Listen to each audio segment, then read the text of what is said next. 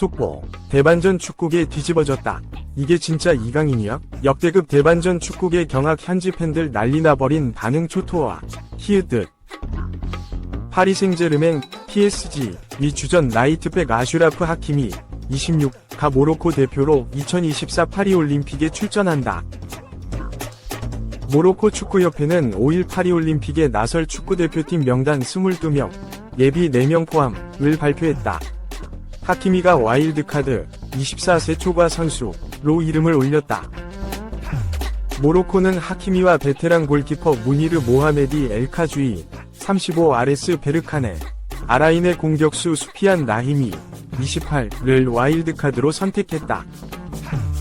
PSG는 스페인 연령대 멤버인 골키퍼 아르나우 테나스, 23와 하키미의 올림픽 출전을 허락했다.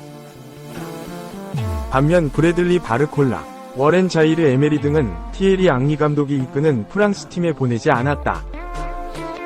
한국이 파리올림픽 티켓을 땄다면 연령대인 이강인도 PSG 위 양해를 구해 출전할 가능성이 높았다.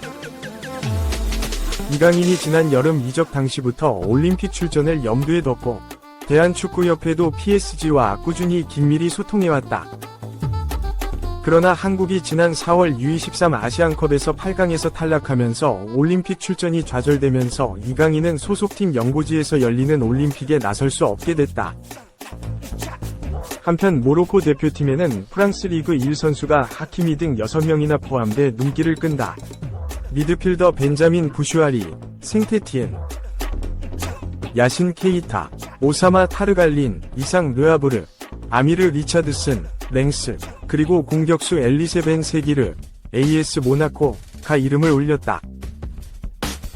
모로코는 우승후보 아르헨티나, 24일에 우크라이나, 27일, 이라크, 30일과 함께 B조에 편성됐다.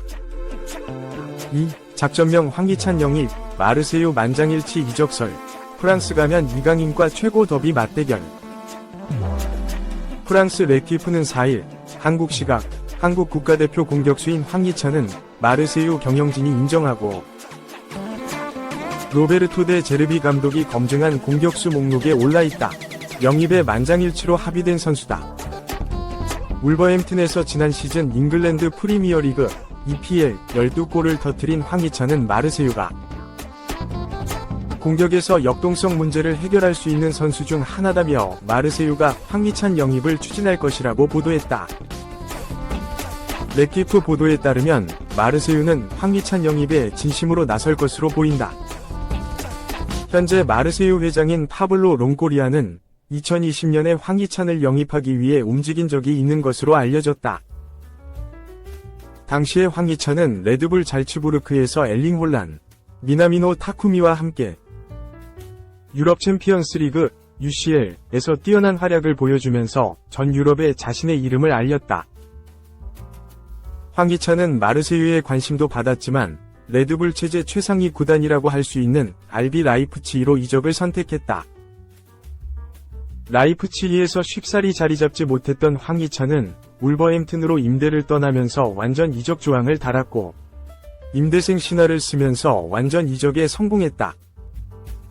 잉글랜드 프리미어리그 EPL에서 꾸준히 경기에 나오면서 황희찬은 브라이턴을 이끌던 로베르트 데 제르비 감독 눈에 들었다. 데 제르비 감독은 2022에서 2023 시즌부터 브라이턴을 이끌면서 EPL에서 인정받은 사령탑이다.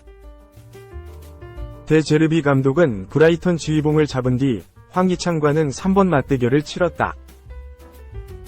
3경기 모두 브라이턴이 이겼을 정도로 울버햄튼은 힘을 쓰지 못했는데 2023에서 2024 시즌 2라운드에서 황희찬이 브라이턴 상대로 득점포를 터뜨린 적이 있다.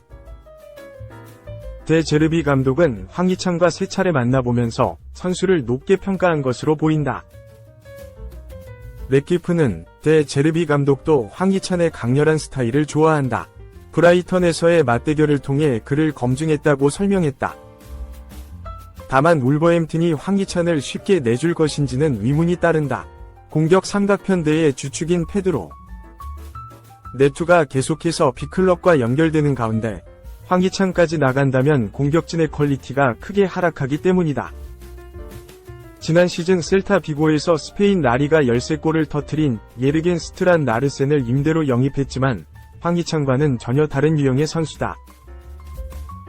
울버햄튼이 2022에서 2023 시즌 여름 이적 시장 때처럼 심각할 정도의 긴축 정책을 펼치지 않아도 된다는 것도 변수다. 이미 울버햄튼은 팀의 주장인 막시밀리안 킬먼을 웨스트햄으로 이적시키면서 큰 이적료 수익이 생긴 상태다. 또한 지난 시즌 도중에 구단 최고 대우와 함께 5년 재계약한 선수를 반 시즌 만에 매각시키는 것도 구단 입장에서는 썩 내키지 않을 것이다. 랩키프 역시 여전히 연봉 조정과 유동성을 위한 여지를 찾고 있는 마르세유는 아직 클럽 간 협상을 시작하지 않았다. 2028년 6월까지 울버햄튼과 계약을 맺고 있는 황희찬을 특정 가격을 제시하는 EPL에서 데려오는 건 쉽지 않을 것이다며 마르세유가 황희찬을 영입하기엔 쉽지 않을 것이라고 전망했다.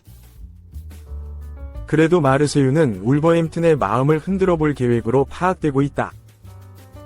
매체는 마르세유 수뇌부는 이번 여름 이적 시장에서 현재 클럽에 가지고 있지 않은 이러한 유형의 프로필을 영입하기 위해 더 유리한 기회를 노리고 있다. 마르세유는 황희찬 영입에 뛰어들 준비가 됐다며 마르세유가 진심으로 황희찬 영입에 도전할 자세를 취하고 있다고 전했다.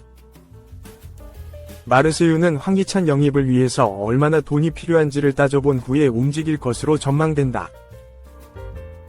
황희찬은 지난 시즌 EPL 이적 후 커리어 하이를 달성하면서 주가가 빠르게 상승했다. 1년 동안 무려 몸값이 2배나 상승해 지금은 2,500만 유로, 약 374억 원, 황희찬도 이제 20대 후반이 되면서 몸값 대비 이적료가 폭등하지는 않겠지만 울버햄튼과 장기 재계약이 된 선수다. 마르세유가 울버햄튼의 마음을 흔들려면 큰 이적료가 필요할 것이다. 아직 구체적인 협상 단계로 돌입하지 않은 이적설이지만 황희찬이 마르세유 유니폼을 입게 된다면 이강인과 재미난 장면을 연출할 수 있다.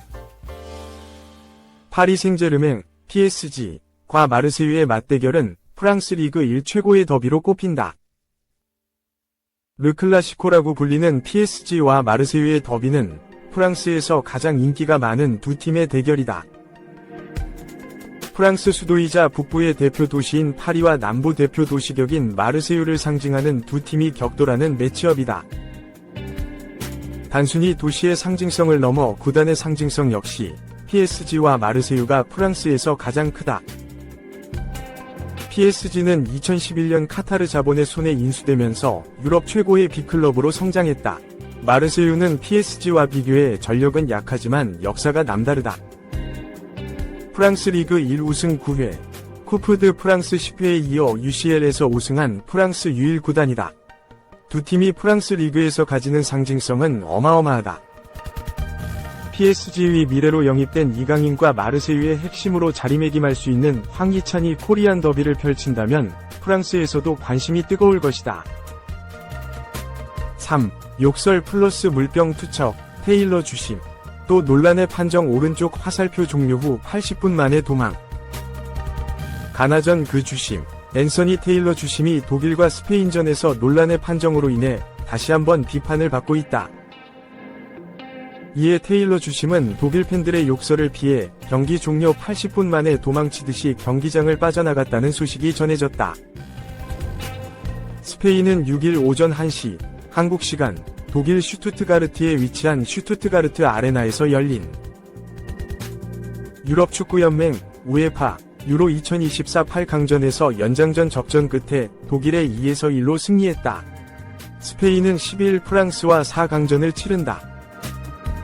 8강전 최고의 빅매치였다. 우승 후보로 평가되는 두 팀의 경기에서 승자는 스페인이었다. 후반 6분 단위 올모가 벼락같은 선제골을 만들어냈다. 독일은 후반 44분 플로리안 비르츠의 극장 동점골로 응수했다. 경기는 연장전으로 들어갔고 연장 후반 14분 미켈 메리노의 헤딩 결승골로 스페인이 4강행을 결정지었다. 그런데 논란의 장면이 나왔다. 연장 후반 1분 자말 무시알라의 강력한 중거리 슈팅이 박스 안에 있던 마크 쿠쿠렐라의 손에 맞고 튕겨져 나왔다. 주심은 이 장면을 바로 앞에서 지켜봤지만 아무런 제스처도 취하지 않았다. VAR에서도 아무 말이 없었고 경기는 진행됐다. 우연의 장난인 듯 이번 경기 심판은 테일러 주심이었다. 그는 프리미어리그, PL, 우에파 챔피언스리그, UCL, 여러 중요한 대회에서 경기를 관장한다.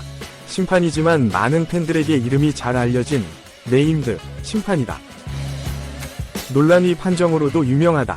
이번 대회 프랑스와 네덜란드 경기에서 사비 시몬스의 골을 취소해 많은 비판을 받았다. 덴젤 둠프리스가 오프사이드 위치에서 마이크 매냥 골키퍼를 방해했다는 이유였다. 하지만 웨인 루니, 앨런 시어러 같이 과거 공격수로 활동했던 선수들은 그 상황이 명백한 골 장면라고 판단했다. 그리고 이번 경기 또 다시 논란의 판정이 나왔다. 쿠쿠렐라의 손에 맞았지만 테일러 주심은 꿈쩍도 하지 않았고 온필드 리뷰조차 진행하지 않았다. 축구 매체 바이에른 앰퍼샌드 풋볼은 6일 테일러 주심은 그의 강도 같은 행위에 대해 부끄러워해야 한다 라며 비판의 글을 올렸다. 독일 선수들과 팬들도 모두 분노했다. 특히 개최국 독일 팬들은 거친 욕설과 함께 물병까지 투척한 것으로 전해졌다. 이에 테일러 주심도 두려움을 느낀 것일까? 독일, 빌트는 경기 후 테일러 심판은 페널티킥을 선언하지 않았다.